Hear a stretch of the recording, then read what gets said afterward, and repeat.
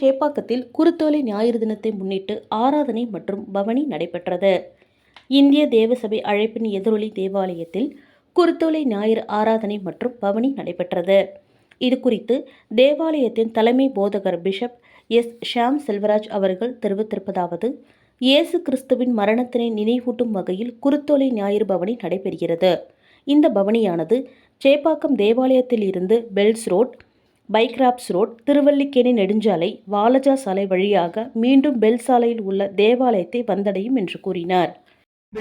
இந்த இடத்துல இந்த ஊழியத்தை செய்ய தேவன் இயேசு கிறிஸ்து உதவி செய்யப்படினால நாங்கள் அவருக்கு நன்றி உள்ளவர்களாக இருக்கிறோம்.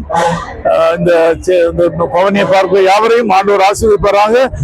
நாங்கள் கடந்து செல்கிற எல்லா இடங்களிலையும் ஆண்டவருடைய நாம மகிமைப்படும்படியாக ஜெபத்தோடு காரியங்களை செய்கிறோம். எங்களோடு ஒத்துழைக்கிறவங்க எல்லாருக்கும் நன்றி, அரசாங்கத்திற்கு நன்றி, அரசாங்க அதிகாரிகளுக்கு நன்றி.